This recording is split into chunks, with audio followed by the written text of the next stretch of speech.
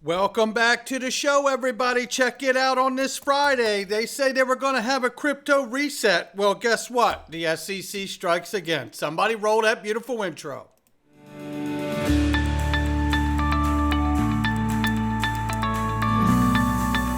Digital Perspectives with Brad Kimes. Come on in.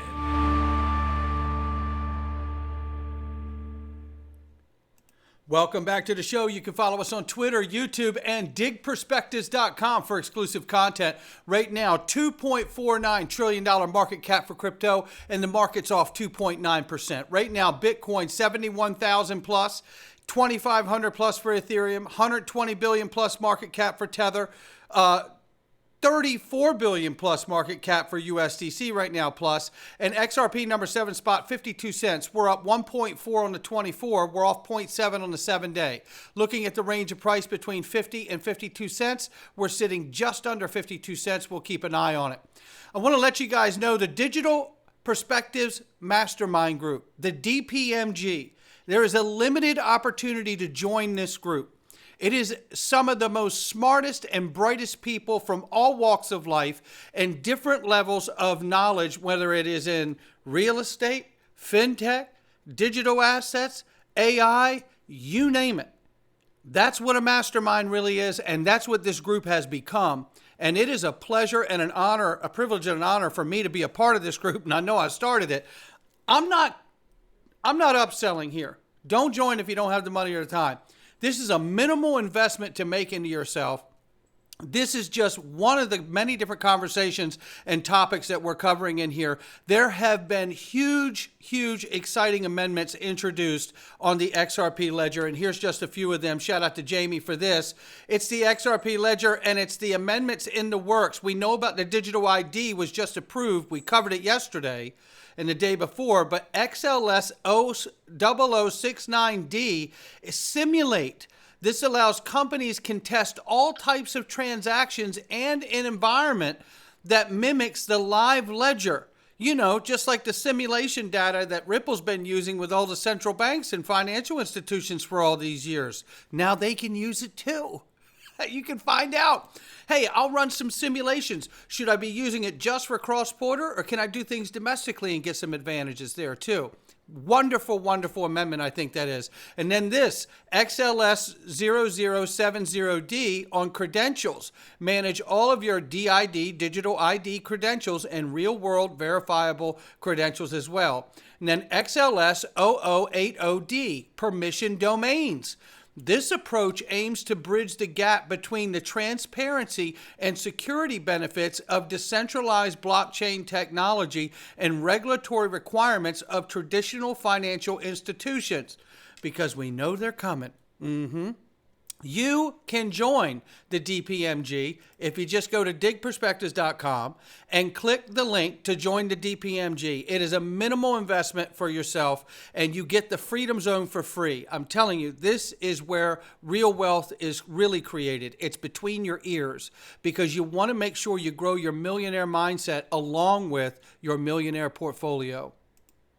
Don't forget, BRICS countries now control over 20% of the world's gold reserves. I told you, and that's just the gold. BRICS coalition in its current form has more natural resources than the G7. It's outpaced the G7 in GDP and now in population as well. Head on a swivel, ladies and gentlemen. Meanwhile, we're watching the markets get wiped out. Almost $1 trillion in the U.S. markets wiped out in a day. $1 trillion, boom, like that, gone, like magic. Meanwhile, Florida's chief financial officer says, if you're not paying attention to Bitcoin, you're making a mistake. Next guest is pushing to invest Florida state pension funds into crypto. Let's bring in Florida CFO Jimmy Patronis, and it's good to see you again. It's been a while, Mr. Patronis. Great to be with you, Joe. This, I guess, is in response to some, I guess, comments from former President Trump regarding a U.S. strategic crypto reserve, which, interestingly, would follow something that we've seen in Wisconsin and Michigan. And you sent a letter to the State Board of Administration I guess, sort of pitching this idea. It's not something that I guess a lot of people think is, with the fiduciary responsibilities of state pensions, they don't maybe always think of crypto or Bitcoin in that respect. Why do you? Well, crypto's not going anywhere. It's not going to contract. It's going to continue to be expanding. And I think we'd be a fool if we're not prepared to do everything we can to harness the opportunities there. Yes, I'm a fiduciary over the state's pension funds, and I need to make sure that the legislature is armed with all the tools and resources. So I put it to our SBA investment team. Let's get all the tools on the dashboard. Let's look at everything that we can do to possibly leverage this opportunity. I'm very bullish on Florida. You can probably figure that out by now. We sure can. He's also bullish on Bitcoin, right? And we figured that out too. You know, this is what we were saying the other day is that, look, as long as I can see that BlackRock and Fidelity and entities like that have exposure to Bitcoin, I will too, right? We all know about the NSA. We all know about the algorithm. We all know about the special agent from Homeland Security that said they interviewed the 4 Satoshis, but everyone keeps acting like they don't know it's real. Okay, that's fine. Well, the way I'm handling is, I've been doing this a long time this way, is that I've got exposure to Bitcoin too, as long as BlackRock does, and as long as we keep seeing endowments and pension funds from different states continue to want to take a position in it as well, I'm okay with it. It's not financial advice, just my digital perspectives. If that changes, I will too. Donald Trump promises to end Kamala's war on crypto and Bitcoin. Well, I tell you what, I hope so, because I tell you, you're going to find out the SEC is struck again. Hang with me. And meanwhile, Donald Trump goes further to wish Bitcoiners a happy 16th anniversary of Satoshi's white paper. We will end Kamala's war on crypto, and Bitcoin will be made in the USA. There you have it. Now, the next wave of Web3 is about to take off. Van Eck is making a major investment in a new AAA Web3 game. This is super exciting. And I was saying this, and I just had this conversation with somebody yesterday or the day before, and we were talking about the fact that, gaming and the economies that exist inside of games where people have to buy a new weapon or a sword or some new clothes or a new character, and they have to pay for those things inside the game. There's a whole economy to this, and a lot of this will be taking off and has started to take off before we see the integration of some of these digital assets in our own economy, right? So I'm excited about Web3. Now, I haven't talked about NFTs and gaming tokens and things of that nature and DeFi broadly for a very, very specific reason. It is, in fact, because I was one of the first people, along with Digital Asset Investor, to help expose ETHgate. That brought a scrutinous eye from the SEC, even to this day, right? Go as far as to tell you, too, there's even pictures of me with Brad Garlinghouse, Digital Asset Investor, and my wife in the court case of the summary judgment as evidence that we're somehow doing something wrong, but we haven't done anything wrong, and we have never done anything wrong. And we know that we've been looked at to make sure that we haven't. So this has caused a real dilemma for me in the channel because there's things that I'm excited about, but I don't want to talk about them too prematurely and cause someone to get in trouble because I happen to be speaking about it, right? Or get myself in trouble. So that's why we've kept such a narrow focus. And I'm glad that I have, because Ripple and XRP have really run the legal gauntlet to provide clarity not just for themselves, but in large part for the crypto space. Now, this is another reason that reinforces why I've held back. Look at what the SEC has done now. They strike again. And now they come for Immutable.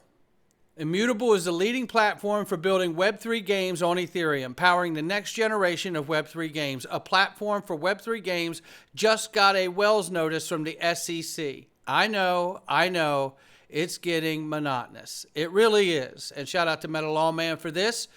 And this proves my point. But this is why I am a one-issue voter. There's a lot of other reasons to vote, but I'm a one-issue voter because I want to see clarity come to digital assets. Not just for Ripple, not just for XRP, but for all of us. And I'm getting super excited because I know that we are seeing people say that regardless of who wins this election, we will get some kind of clarity one way or the other. And I'm excited for that. And I'm excited for it because there are a lot of opportunities out here in DeFi, NFT land, and in gaming that I really want to celebrate. And you'll see that as we get closer to XRP Las Vegas. Ripple's institutional buyers right here have been skyrocketing according to the latest signal data from analysts. Okay, I like it. 266% increase in these purchases. That tells me they believe they're getting legislation too. And here's just a quick snapshot of what some of those institutions look like. As you could see, we don't know which ones, but we know that just the ones we know about are pretty damn impressive, aren't they? And meanwhile, we see this right here. Ripple is hosting the Hong Kong Policy Summit. Shout out to Raul Advani from Ripple. He's on stage with some really heavies, right? Like partners like HSBC and so forth. And this just gets more interesting by the day because we know as we get closer to regulation, we're going to get that stablecoin adoption. And I believe this is what it looks like when the real USD hits the ground running. 2025 will be the year of stablecoin adoption. Hello. And this will be a trigger point for later tokenization of funds. I totally believe that guy is absolutely spot on. And I believe the real USD will have its moment in the sun too. And there it is right there. Listen, it's not financial advice from me or anyone else. It's just my digital perspectives. Have a great Friday and a great weekend. Make sure you please hit the like and subscribe. Tell somebody about the channel. And you know what? Share it even on your social media. Let's get some people in here before this market opens up. This is a real opportunity for a lot of people to front run Wall Street like we've been doing for the last several years. I'll catch all of you on the next one.